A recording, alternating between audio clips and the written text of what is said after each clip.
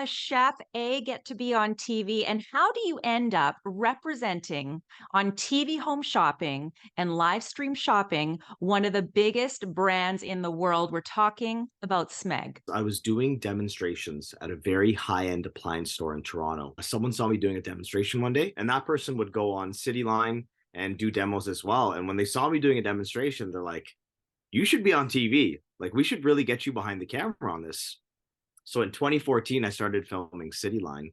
But prior to that, I was doing a lot of live demonstration work and learning how to cook while speaking and engaging and captivating an audience. There's never one instance where I don't learn something.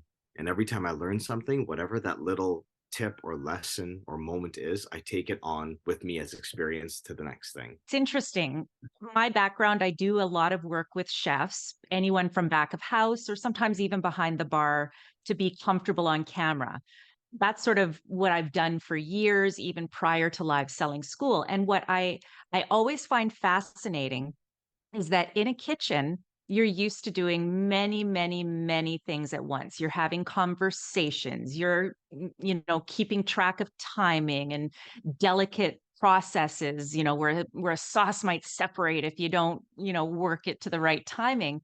And yet the skill of speaking on camera and doing all of that sometimes is very difficult. So, do you have any advice for anybody out there looking to sort of get a little bit more in front of the camera, someone who's usually back of house? For filming behind the camera, representing a brand, confidence in the material is critical. So I can blend, I can assemble, I can toast, I can operate a stand mixer. I can do all these things.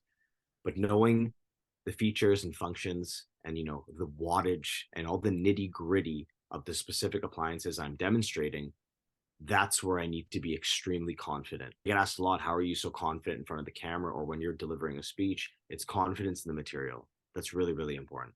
Well, it's the preparation. If you've done your homework, it becomes another language, just like for you as a chef, or maybe anyone out there watching works, as a chef or a line cook or a bartender or a sommelier. When you know your craft, that's one thing. But now you've got the added responsibility of what you are doing for the brand. And so that has to be your other language. Now, Deb, when you do a segment like on CityLine or you do a live cooking demonstration, maybe at a trade show or something like that, the food is the focus, right? We know that. Now, when you're representing a brand, it's a quite a different thing because it's less about your recipe and more about what the product can actually do. So, what was your learning curve on that one? And what would you recommend with respect to, sort of pacing yourself and deciding what you're going to create with respect to content when it comes to representing a brand? I'm really spending my time focusing on how utilizing this product or working with this brand allows me to achieve my goals and bring out the best recipe quicker, faster, and more efficient. It's trying to find, synchronization and harmony between yourself and that brand, and then delivering the message in a genuine and authentic way. Nothing's worse than seeing someone working for a brand. I'm not going to mention any names. Why would I ever do that? But nothing's ever worse than seeing someone kind of forcing the key messaging out. I'm always doing my best to weave that authentically and really sit back and think, how can this product help me achieve my goals better and faster? And then be able to relay that organically to the camera. What are some of the processes you go through when you are doing an independent production for yourself as opposed to maybe a guest host situation? Whenever I get somewhere, I just kind of hone in because every day is different. Like yesterday, I was on the Roz and Mocha show, right? The day before, I was filming for brand partnerships. Sunday, I got off the plane to Mexico, filming for Caesar Stone. Like it's just nonstop. So I always have to remember where I'm at and like what kind of style of programming is it. I really have to hold that viewer there and convince them that what I'm working with, which is SMEG Appliances, really is an item, a product that they cannot live without. You're looking to camera. The camera is representing your audience, and that is who you're building the relationship with. And so, those are really important tips that I teach in my HSH method of live selling, which, frankly, unless you've ever done the kind of work that Dev's done or that I've done, it's very sort of difficult to find that kind of training. What is your best advice for somebody out there looking to secure any kind of relationship with a brand? So once you develop those skills and you're confident on camera and all that, I'm assuming that you're talking about, someone having found their own voice and founding their own authentic voice. That's really, really important.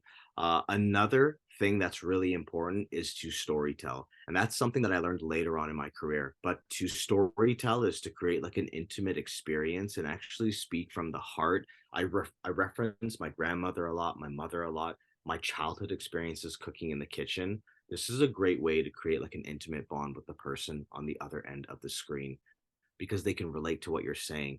You're showing like more human qualities instead of like just kind of blurting out key messaging all the time. So yeah, storytelling really important. Finding your own voice, representation. These are all really, really important things in my process. It's really, I think, Deb, and I know that you're all about content. And although now you might have content that sort of pays the bills, Yes. it's building content and it's creating your community, even if you're not being paid at first. So creating demand for yourself is extremely important. So prior to me, like during the pandemic, I'll give you a very quick story. So 2019, I'm traveling, I'm in Turks and Caicos cooking. Heading into 2020 now, I'm in India, cooking across India. I'm cooking in Pakistan. I'm cooking at Borough Market in London, and I fly back March 15th, 2020. COVID. I started filming these Chef Dev at home videos and I started putting out content because I didn't know what else to do. We thought it was 2 weeks that we're just going to be hanging out at home, but I just needed to get moving. I'm a very ambitious, driven guy. I started putting out recipes and people started waiting for these recipes to go up so they can go shopping for their family. And people were learning so much. And it's through this that all those brand partnerships started rolling in. But prior to that, there's the CityLine, all the live demonstration work, the billboards in Toronto, the hustling here, the hustling there, creating a demand for my skills and expertise and my presence on the camera is critical in securing the brand work. A lot of people ask me, how do you get the brand work? And you have a handful of followers online and there's a few photos of stuff, maybe you in France or I don't know, something like this. Like you need to build that profile. Uh, I don't know if it's a fake it till you make it kind of scenario necessarily, but you got to do what works for you. And you need to really make the brand or really make that agency or someone think that like you have to make yourself invaluable, that they have to want to work with you. And that's really the position I've tried to put myself in. So I couldn't agree with you more. I mean, it's why I started live selling school. There are, I mean, so many influencers, micro, nano, all the places in between, right? And, it's a crowded space. It's a crowded space. And so, how do you set yourself apart? I think it's by elevating your skills, it's by building community. It's like you say, Dev, anything that you can do to set yourself apart does give you a leg up, which is, why I consider live selling skills not only a skill, to be able to use on camera, but in real life. So I'm curious, how have you seen your time at TSC and the skills you've gained from that experience? Because you yourself said it's one of the most challenging scenarios. How has that made you even a little bit better at communicating in other ways and via your other channels? One of the things is like I had a habit, I think I said absolutely a lot, or you say beautiful a lot, is to be very mindful of the vocabulary and the adjectives and the nouns that I'm using when I'm speaking. And that's something that a lot of people may not think about. There's very rarely a time I get off camera, get off stage, I get off filming, and someone doesn't come up to me and be like, oh my God, you're such a natural. And it kind of irks me a bit because I've spent so much time investing into this. Oftentimes people they don't see the input, they only see the output. Also because I'm demoing the appliances live, if for whatever reason something goes wrong, you have